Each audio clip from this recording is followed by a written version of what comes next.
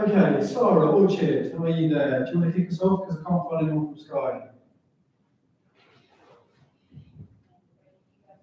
Yeah, just a sec, let me turn you up. Okay, Sarah, off you go.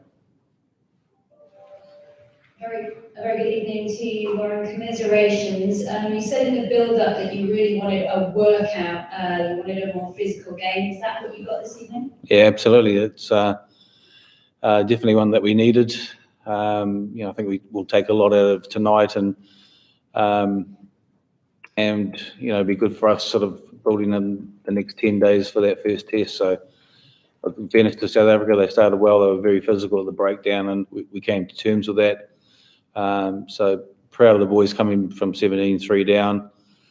To come back and finish so strongly in the second half. So I thought we were finishing over top of them, and but it just goes to show. I think these test matches are going to be a real arm wrestle, and that's what it was this evening. It was as close to a test match as you're going to get. Could you just tell us what you learned about the Lions this evening, but also what you learned about South Africa? Didn't probably learn a huge amount from South Africa because they did a lot of the things that we expected. They kicked a lot of box kicking, very aggressive and direct with their running, and particularly in that first half. But what I was pleased about was our set piece. I thought we scrummed outstandingly well. Thought we defended their mauls particularly well, and so there's a few things that we need to brush up in terms of a few accuracies. We got over the line a couple of times, had a couple of tries disallowed, and we felt when we look back at it, we've had a charge down where they've scored, and then we've allowed Colby to have a little bit of space, and they've from a kick where we felt on reflection we probably should have box kicked it rather than kicking it to the open side. So look, those are things that we can fix up and just make sure that we don't give them those chances and opportunities. We've done that in a few games as well, so there'll be a lot of learning from that. Is there an injury update at all on Liam Williams going off for his HIA and Wyn Jones looked like he was holding his shoulder? Yeah, Wyn had a bit of a stinger in the shoulder, but I think he's going to be fine, and Liam will need to go through the HIA protocols over the next week to get his return to play. So, but apart from that, everyone else I think's come through pretty well. And you mentioned in the television coverage that the arrival of Alan Wyn Jones is likely to see him return as tour captain. Can you just talk us through how that will happen? Well, I'll just wait until he arrives tomorrow, and then we'll sit down and we'll have a conversation and talk about where we go from here. He's been taking a full part in training. He'll have 2 or 3 days of isolation before he can start fully training with us, which will be next Monday. So we'll just reintegrate him back into the camp, and we'll sit down. I'll sit down with him and Connor, and we'll have a chat about where we go for the rest of the tour. Thanks, Warren. Yes. Jeremy. Yeah, Warren, with Maro Itoje playing so well and Henderson playing so well, is it a formality that Alan Wyn Jones gets back into the test team? No, it's not. He hasn't had any rugby for the last 3 weeks, even though he's been taking a full part in training and stuff. So, it's something that we won't make a decision on there. So yeah, it's gonna be a conversation about what we do with the team, because I think in the game at the moment, having guys come off the bench is incredibly important, and having guys who can come off and make a difference. And I thought our bench was pretty good today and gave us an impact, and that's going to be incredibly important in the test matches, that we have players who come off the bench and can really give you something, who can give you energy, but also that experience and ability to be able to change a game. So, those are the things. There's no guarantees of anyone being selected. So those discussions will take place after Saturday's game. What did you make of them after all their COVID and isolation problems? Did you sense they were wilting in the second half, and that there was a sort of fitness issue because of what's been going on? Look, I don't know. I mean, even though they haven't been training as a team, they've been training individually. They've been able to do running and conditioning and stuff. And a lot of their players have come from Japan or Europe and have had a lot of rugby as well. So I was just really pleased with us, just how strong we looked in the second half, and they started to flag a bit. There's no doubt that they'll benefit from having the game, and they'll have another hit out this weekend. But considering they were pretty much at full strength, and we got a good feeling for how it was.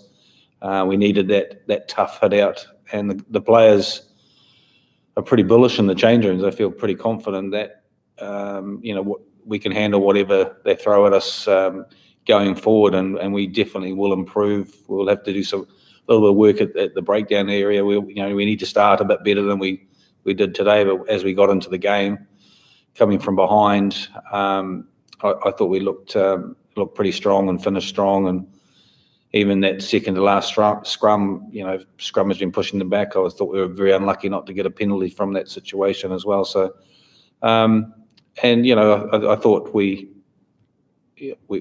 a few calls went against us, but that happens in international rugby as well. So I'm not blaming the referee, but a couple of tight calls. We had a couple of tries disallowed. So lots of positives for us, and things that we can easily fix in terms of some of the things that we gave them to keep into the game. Thanks, Warren. Hi, Warren. When you went into this game, was there any sense of you not wanting to reveal your hand fully? Were you sort of keeping a few things back for the test series? Yeah, there's been some plays and things that we've been working on that we'll work hard on next week. It's important that you want to keep a few things back, and we have been doing that. So that's the exciting thing about that. And like I said, the players are pretty positive about that performance, and knowing that we can still improve a lot. So I think it's going to be an incredibly exciting test series, and one where we can go in with a lot of confidence. Hey, Warren, how's it going? Yeah, good, thank you. Just a couple of minor things. I'm sure you're much more happy with the hit out again, and it's a good test. But a couple of the things that the ref, Gatland go after and look at. Chris Harris maybe got late hit in the lead up to when Lewis going to try with close to try, and then the Pat de Klerk contact, he got a yellow card for. Just what were your thoughts about that? I can't really remember the Chris Harris one. I definitely thought that there was contact with the head on the Pat de Klerk one. The officials saw it differently, and you just got to roll with it really in terms of that. They ended up down to 13 men in that situation. They gave away a huge number of penalties, particularly in their own 22. So I from myself reviewing, I thought there was definitely head contact, but he's given a yellow card, and you've got to accept that decision. And the last one for me was Razzie was just having his press conference there close by, and he was saying again that they're playing the Bulls on Saturday. But he once again kind of mentioned the possibility that if it didn't work out, they could play you again. I suppose you could never say never on this tour, but to you guys, you're up against Storms in the weekend.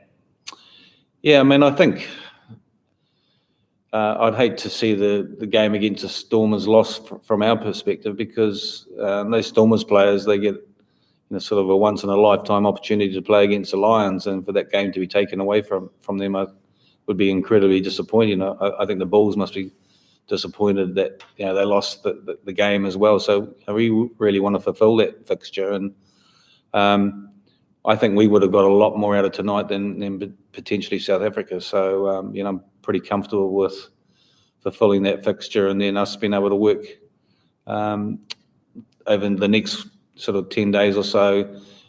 First of all, preparing for that Stormers game, and then for the first Test match. Cheers.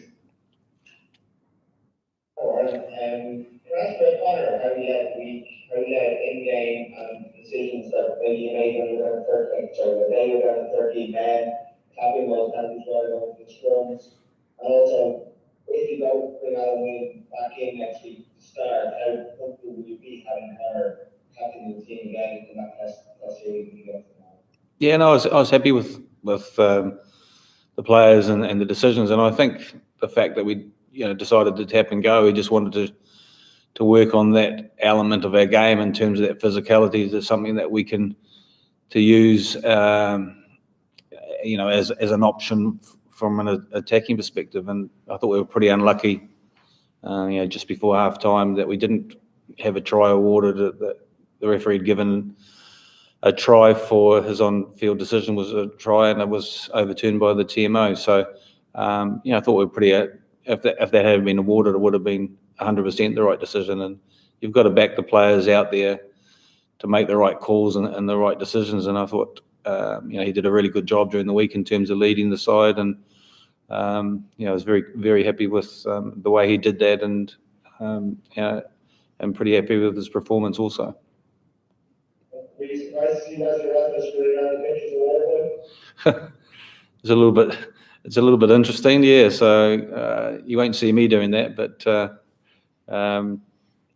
sort of different strokes for different folks, I suppose. A little bit strange. The director of rugby of South Africa being also a water boy. Well,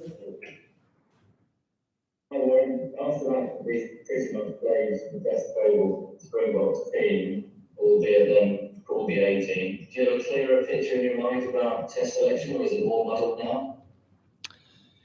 Oh, I think we've got so many choices. So the guys have a run out on Saturday, and like I said, it's making sure we get the balance between picking the right 15 that are going to start. But I'm also conscious of making sure we have a really powerful bench to come off and keep the momentum and have an impact. In that last sort of 30 minutes or so. No, we haven't really, as a group of coaches, sat down and started to talk about the test team. We've tried to allow the players to go in there and have 2 or 3 games, and then would start then sort of trying to nail it down. I mean, there's going to be some tight calls, and we'll start talking about that after this weekend's performance. When you do have those conversations, is Tom Curry going to force his way into serious contention after that performance? Look, I thought he was great tonight, but there's no doubt that Hamish Watson's has had a good tour as well. So, it's going to be, a tough selection call. When we do sit down after the weekend's match, I mean, there's going to be a lot of tough calls within the squad in terms of the back three, getting the loose forward trio right. A lot of the front rowers are putting their hands up as well, and there's going to be some tough decisions there too. So, we're pretty lucky that we have those tough calls to make, and it's our job, hopefully, as coaches, that we can make the right decisions. The team can continue to improve, and we can win a test series, and that's the whole aim of everything. Hey Warren, how tough has it been for Stuart Hogg the last while, and will he get a chance this weekend to Yeah, he was on the pitch today running, doing some fitness work, so he's been doing some fitness work, so he'll definitely get a hit out on Saturday. Lovely. Thanks, everyone. Thank you. Cheers. Thanks, guys.